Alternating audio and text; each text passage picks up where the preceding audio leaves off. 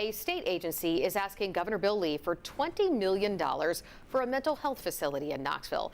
A 2023 study shows that East Tennessee needs 100 more inpatient beds by 2050. 10 News reporter Ellis Rolls spoke with state lawmakers about the funding and the support and what it would mean for East Tennessee.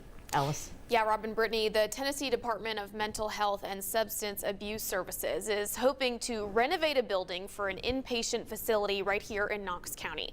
The state would likely contract the McNabb Center to provide those services, and a state-run facility in Knox County closed more than 10 years ago, you may recall, and leaders say they've been struggling with beds ever since.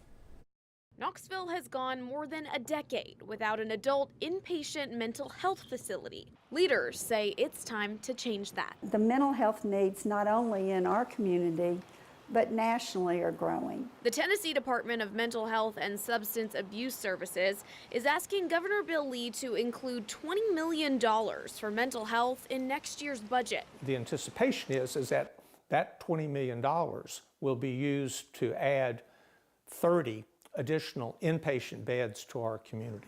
The state would likely contract with the McNabb Center, which would provide inpatient services. Leaders say it's a critical move to meet a growing need. The closest state-run inpatient facility is in Chattanooga. The problem is that it's the distances involved for cities like Knoxville, Johnson City, Kingsport, and the Upper Tennessee, Bristol, the Upper Tennessee communities. That's a long way to Chattanooga. The state used to run the Lakeshore facility in West Knoxville. It closed more than a decade ago, leaving a gap in East Tennessee. Now those folks are having to go all the way down to Chattanooga to Moccasin Bend.